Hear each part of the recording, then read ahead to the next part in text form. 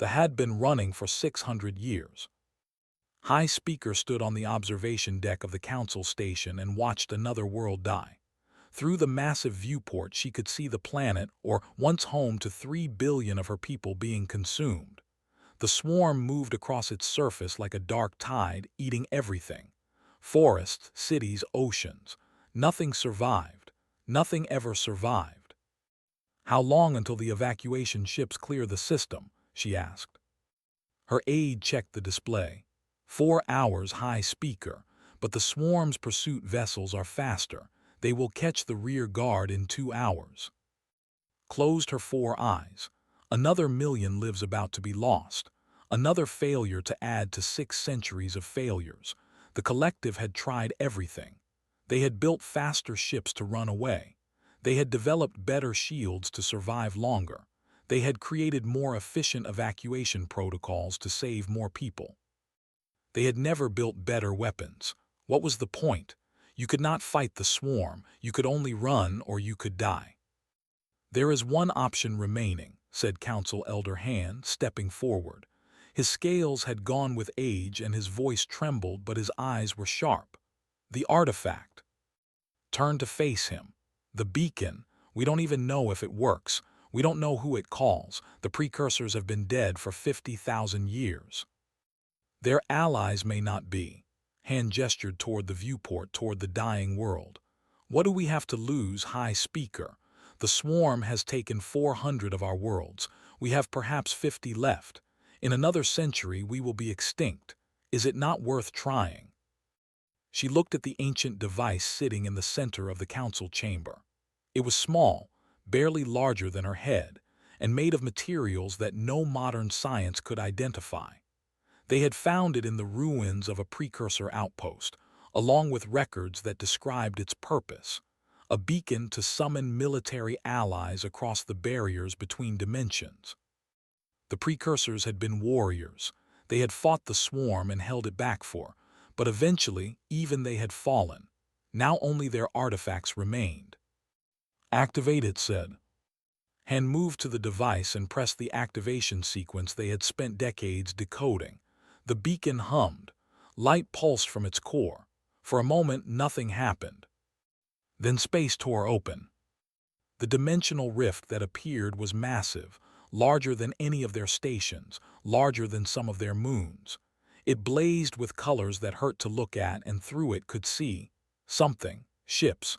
Hundreds of ships. They were fighting each other, locked in a battle of fire and light. The rift pulsed, and everything changed. The ships came through, all of them. Hundreds of vessels of designs that had never seen, strange angular things covered in weapons and armor. They tumbled through the rift in chaos, still firing at each other, still locked in their battle. Then they stopped. Every ship went still. The shooting ceased. Could almost feel their confusion through the void of space. "What have we done?" Han whispered. Had no answer. She just stared at the hundreds of alien warships now floating in space, trying to understand what she was seeing. The beacon had worked, but these were not the precursors' allies. The precursors' allies had been tall and graceful, according to the records. These ships were brutal, ugly things, covered in weapons that looked designed to cause maximum damage. A communication signal came through, accepted it. The face that appeared on the screen was strange. Soft skin, 2 eyes, a mouth with flat teeth. The creature spoke in sounds that the translation system struggled to process, but eventually words formed. "This is Admiral Way of the United Earth Coalition Destroyer Relentless. Identify yourselves and explain what just happened. We were in the middle of a battle." Stepped forward. "I am High Speaker of the Collective. We summoned you, by accident. The beacon was meant to call our ancient allies, but you are not them. I apologize for the disruption to your conflict. We will attempt to return you to your own dimension." There was a long pause. Admiral's face showed an expression could not read. "You summoned us by accident," repeated. "While we were fighting a war. You pulled 2 entire fleets into your dimension by mistake." "Yes, I am deeply sorry. We did not intend." Hold that thought. Attention shifted to something off-screen. Could hear other voices, harsh and angry. Another face appeared, darker skin, close-cropped hair, a scar running down one cheek. This is Fleet Marshal of the Martian Sovereignty. What exactly is going on here? Explained again. She told them about the swarm, about 600 years of running, about the desperate hope that the precursor's allies might still exist somewhere. She apologized repeatedly. She offered to try to send them back, though she admitted she did not know if the beacon could be used again. When she finished, there was silence, and looked at each other across their separate screens. Could see the tension between them. These two had been trying to kill each other moments ago. Then asked a question that did not understand. How long until that thing reaches the civilians? Blinked all four eyes. The swarm, the pursuit vessels will catch our evacuation ships in approximately 2 hours. Civilians said, families, children on those ships. Yes, nearly 1 million. We will lose them as we have lost so many others. And shared another look. Something passed between them that could not read. Then, to her amazement, both admirals began issuing orders. All coalition vessels break off current engagement protocols, commanded. We have a new target. Upload tactical data on these swarm vessels. I want firing solutions in 5 minutes. Martian forces, same orders, added. We're not done with each other, but this comes first. Could not comprehend what she was hearing. Wait, you cannot fight the swarm. No one fights the swarm, you run or you die. That is the only way. His face showed that strange expression again. Would later learn it was called a smile, though it contained no warmth. Where we come from, high speaker, running isn't always an option. Sometimes you have to stand and fight. And right now, you have 1 million civilians who need 2 more hours. We can give them that, said. We can give them more than that. Watched in disbelief as the two fleets began to move. Ships that had been firing at each other minutes ago now formed into a single formation. Tactical data flowed between vessels that should have been enemies. The humans, for that was what they called themselves, moved with a coordination that spoke of long practice, even though they were supposed to be at war. You were fighting each other, she said. You were at war. We still are, replied. We've been at war for 300 years, but that war can wait. This can't. But why? You owe us nothing. We summoned you by mistake. We are strangers to you. His expression changed again, softer now, almost sad. Because there are children on those ships, she said. Because you needed help and we were here. That's enough, high speaker. That's always enough. The human fleet moved toward the swarm. Watched them go. These small, soft-skinned creatures with their brutal ships and their strange values. They made no sense to her. No species she had ever encountered would fight for strangers. No species would throw themselves at the swarm for people they had just met. But the humans did. The first shots fired 30 minutes later. Watched the battle unfold on her tactical display, expecting to see the same thing she had seen 1,000 times before. Brave defenders being overwhelmed and consumed, buying minutes with their lives. That was not what she saw. The human weapons were unlike anything in experience. They did not use elegant energy beams or precise targeting. They used kinetic impacts, massive slugs of metal accelerated to incredible speeds. They used nuclear weapons, devices so destructive that they had banned them centuries ago. They used something called hell lances that burned through swarm like fire through paper. The swarm recoiled. In 600 years of war had never seen the swarm recoil. It had always advanced, always consumed, always grown. Now, for the first time, it pulled back. It felt something it had perhaps never felt before. Pain. The evacuation ships reached safety. All of them. Every single one. 1 million lives saved by creatures from another dimension who had no reason to help them. As the battle continued, as the humans pushed the swarm back further than any force had managed in centuries, began to understand something. The beacon had not made a mistake. It had called exactly what they needed. Not ancient allies, not graceful warriors from a peaceful past. It had called humans, and humans, realized with growing wonder, were something far more dangerous than anything the swarm had ever faced. They were creatures who would fight for strangers, who would die for people they had just met, who would put aside their own wars to protect children they had never seen. The swarm had consumed hundreds of species across 3 galaxies. It had learned their technologies, absorbed their knowledge, overcome their defenses. It had never encountered anything like humanity, and has watched the human fleet tear through the swarm's vanguard with weapons born of 3 centuries of civil war. She allowed herself something she had not felt in decades. Hoping. The battle lasted 7 hours. When it was over, the swarm had retreated, actually retreated for the first time in recorded history. The human fleet was battered. They had lost ships, dozens of them, but they had held the line. Admiral's voice came over the communication channel, tired but steady. "High Speaker, the immediate threat is neutralized, but I'm guessing this isn't over." Looked at the tactical display, at the vast expanse of space where the swarm lurked like a hungry shadow. "No," she said, "it is not over. The swarm is vast beyond measure. What you fought today was barely a fraction of its true strength." "Then we have work to do," said Marshall. "I think we need to have a conversation, a real one." His face appeared on the screen. He looked at with eyes that held something other than hatred for the first time in years. "Agreed, but first I want to know something." He turned to "High Speaker, do you have anywhere we can land our ships, anywhere we can repair, resupply?"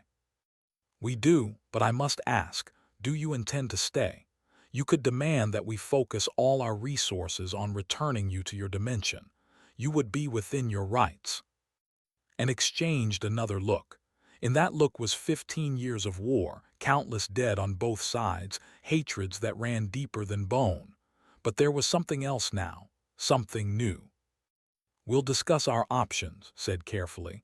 "But for now, let's focus on the immediate situation. How many civilians need evacuation? How many systems are under threat?" Called up the data and began to explain. She told them about the 17 species of the collective, the 50 remaining worlds, the billions of lives still at risk. She explained the swarm's patterns, its endless hunger, its seemingly infinite numbers. The humans listened.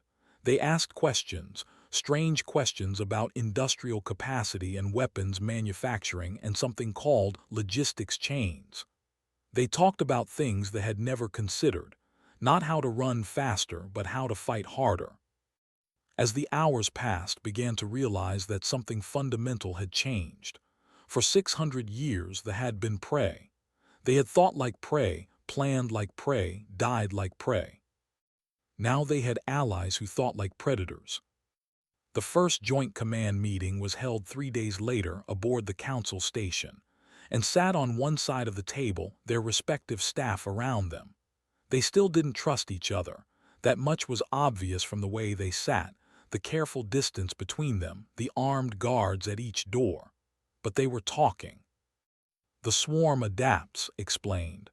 "Whatever tactics you used against it, they will be less effective next time. It learns from every encounter." "So do we," said. "Faster, if my science teams are any indication. We've already been analyzing the biological samples from destroyed swarm vessels. Their cellular structure is remarkably complex, but it has weaknesses. We think we can exploit them." Nodded. "Our weapons need modification. The kinetic impactors are effective, but we're burning through ammunition faster than we can replace it. We need to establish supply lines." They have extensive mining operations, offered. "We have never used them for weapons production, but the raw materials are there." "Then we'll need to build factories, retool your existing facilities, train workers." Pulled up a holographic display of space. "We should also think about defensive positions. Right now, your people are scattered across 50 systems with no coherent defense strategy. We need to consolidate, establish strong points, create kill zones where we can engage the swarm on favorable terms. Kill zones, repeated. The phrase felt strange in her mouth. Her people had no words for such concepts. Places where we can make them bleed, clarified. Where we can fight on our terms, not theirs. The discussion continued for hours and argued, sometimes heatedly, about tactics and priorities and resource allocation. But they argued like professionals, not like enemies. They disagreed about methods, but they agreed on the goal: survival. Not just human survival, not just survival, survival for everyone. Watched them work and felt something she could not name. Her people had forgotten what it meant to have allies. True allies.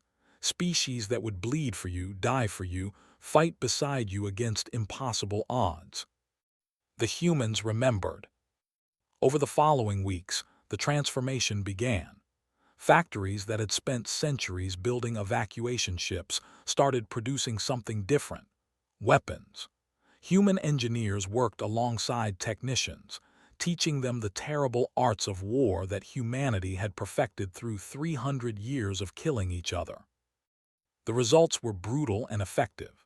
Crystal technology, designed for communication and computation, was adapted into targeting systems of frightening precision.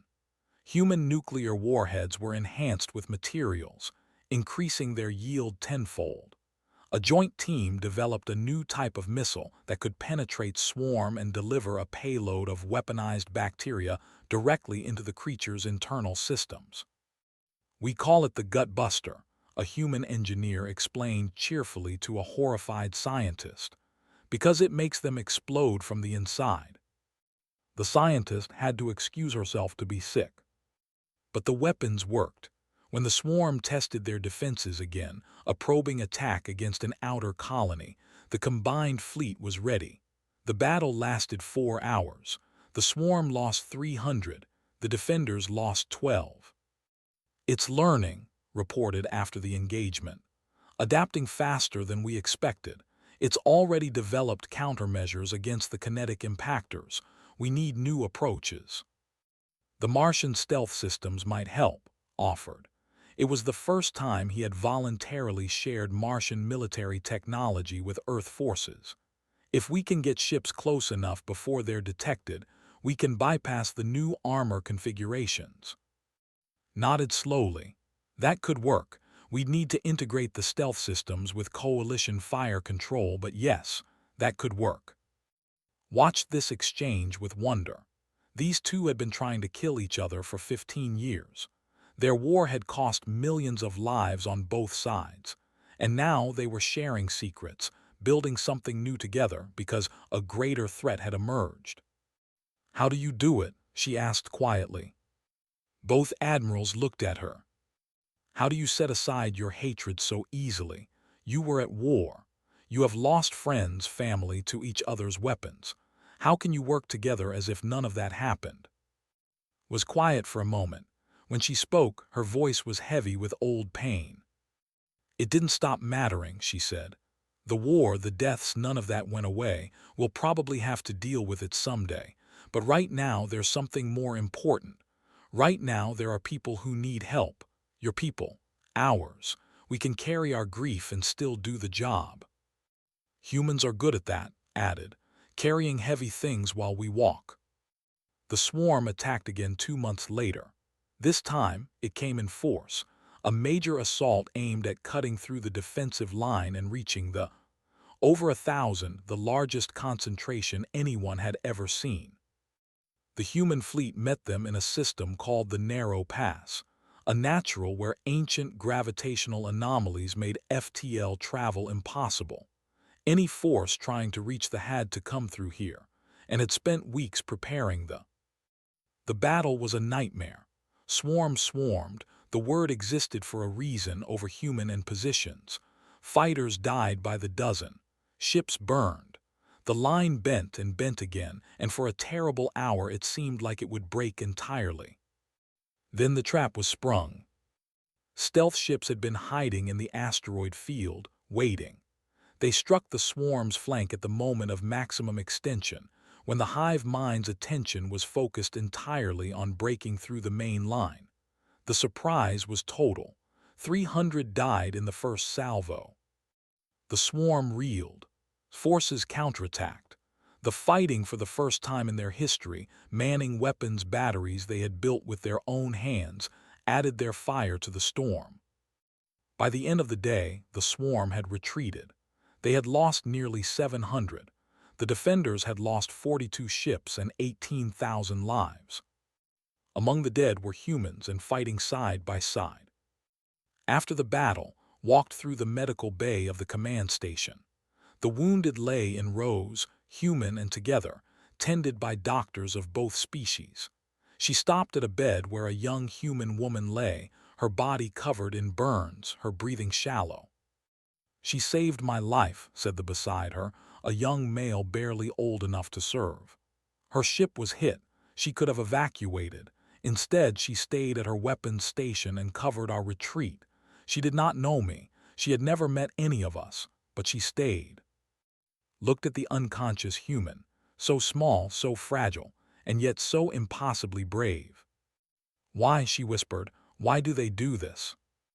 The young had no answer, but was beginning to understand. The humans fought for strangers because, to them, there were no strangers. There were only people who needed help and people who could provide it. It was a simple philosophy, terrifyingly simple, and it was changing everything. The ceasefire between Earth and Mars had become something more. Saw it in the way and worked together, the easy rhythm of command that came from trust. She saw it in the mixed crews that served on joint ships, the friendships forming across lines that had once been drawn in blood. "We're not the same people who came through that rift," admitted one evening, staring out at the stars. "I don't know if we could go back to the war now, not after everything we've seen, everything we've done together." "Would you want to?" asked. Was quiet for a long time. "No," she finally said. "I wouldn't. And I think Marshall feels the same way, though he'd never admit it. We came here as enemies, but enemies can become something else, given time and the right circumstances." "And has that happened?"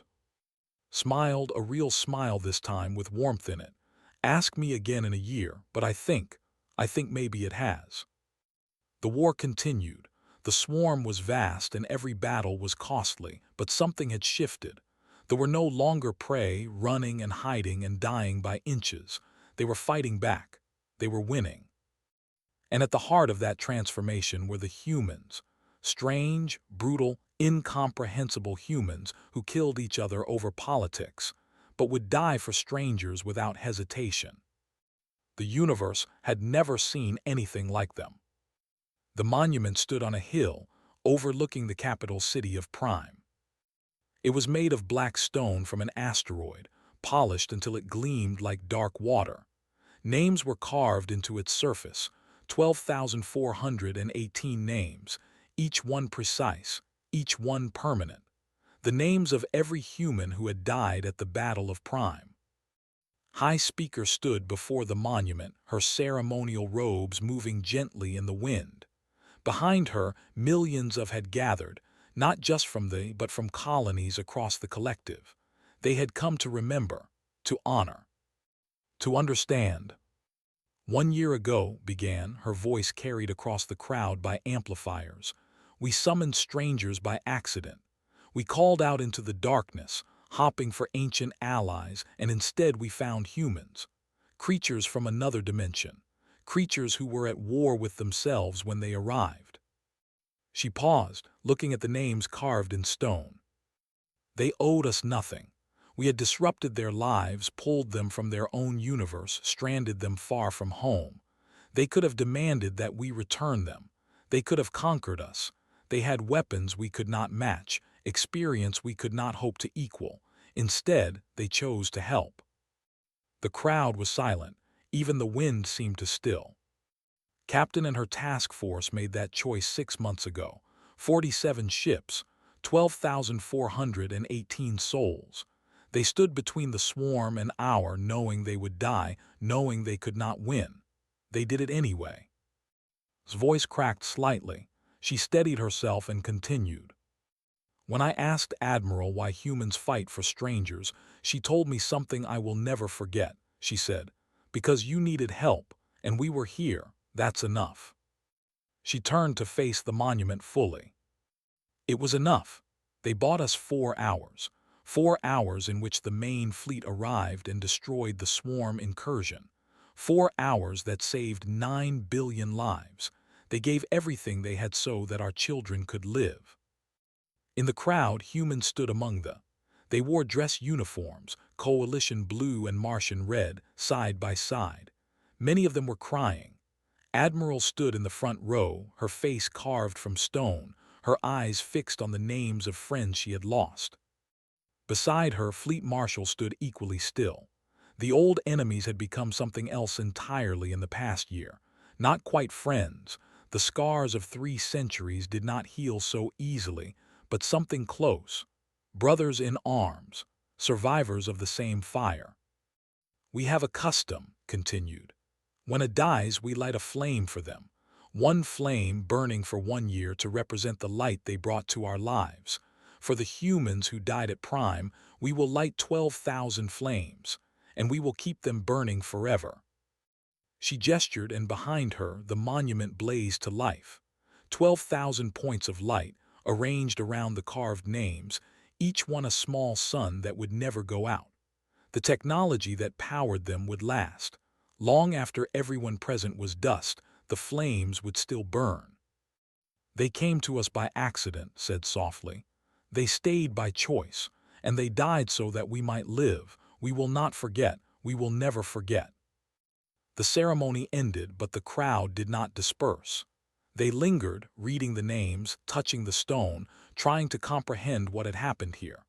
Parents brought their children and explained who these humans were, what they had done. Admiral walked slowly up to the monument. She found a name near the center and pressed her palm against the stone. "Captain," she murmured, "I hope wherever you are you can see this. I hope you know it meant something." Approached and stood beside her. For a long moment neither spoke. "She was a good officer," he finally said. "I tried to kill her twice back in the war. She was too smart for me, too fast." "She was the best of us," agreed. They all were. They stood together in silence, 2 former enemies united by grief and something stronger than grief.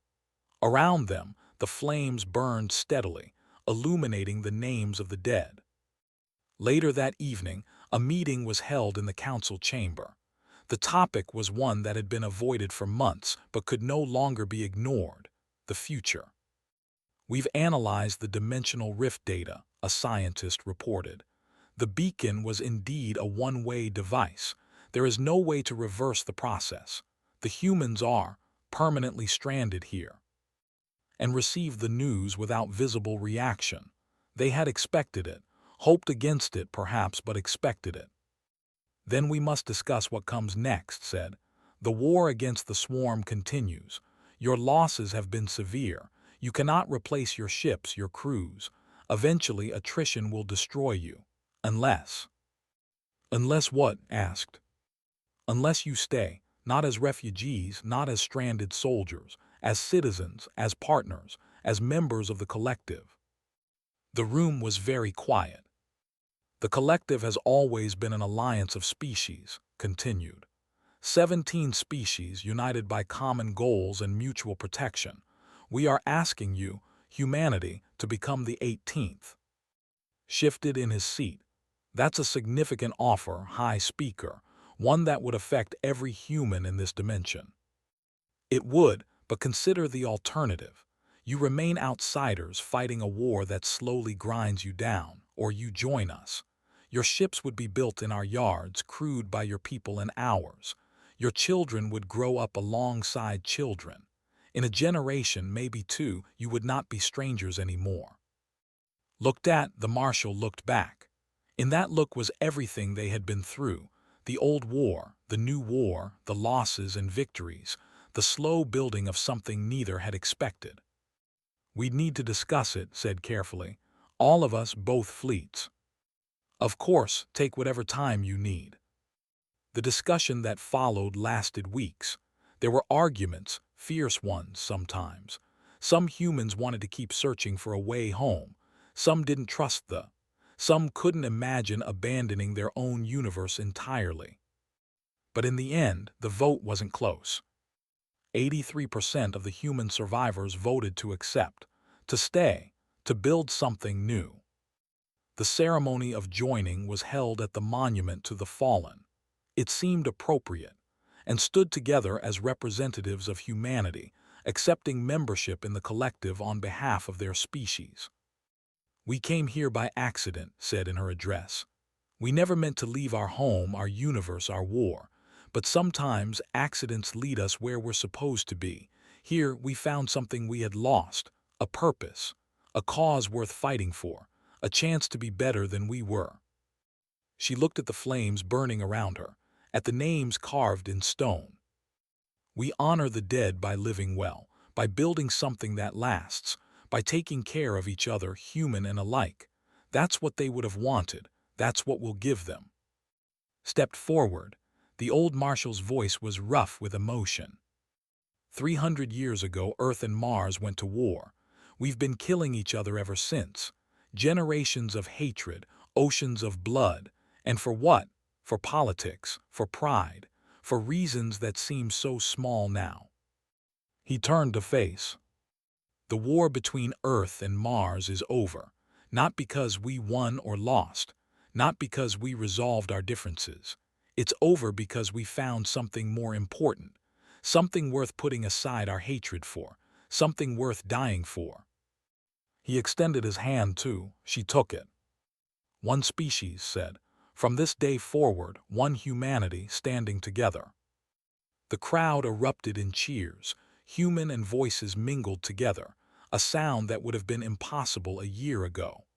On the monument, the flames burned brighter, as if the dead themselves were celebrating. The war against the swarm would continue for years. There would be more battles, more losses, more names carved in stone, but something fundamental had changed. Humanity was no longer stranded. They were home. Not the home they were born to, but the home they had earned, the home they had bled for. In the following years, human and colonies grew together. Children played in streets where both species walked. Ships crewed by mixed teams patrolled the borders, protecting everyone.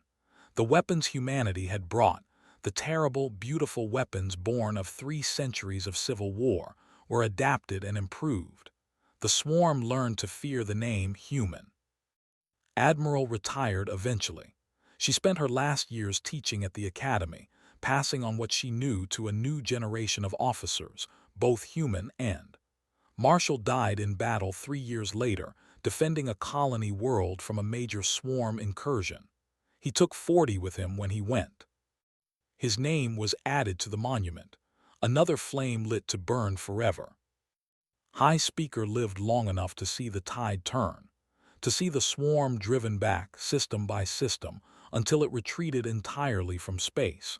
It was not defeated, something that vast could perhaps never truly be defeated, but it was contained, held at bay by a species it had never expected to encounter.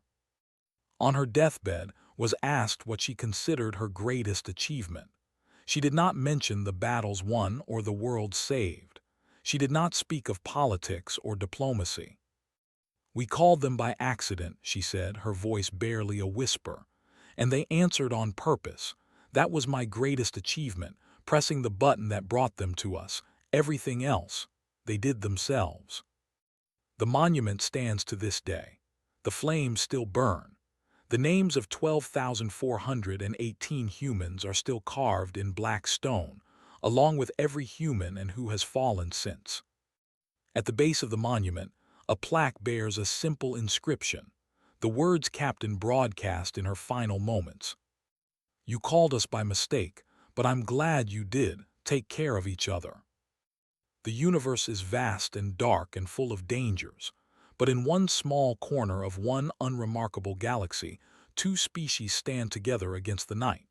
They were brought together by accident and stayed together by choice. They fought and bled and died side by side, and in the end, they became something neither could have been alone. Something new. Something strong. Something human.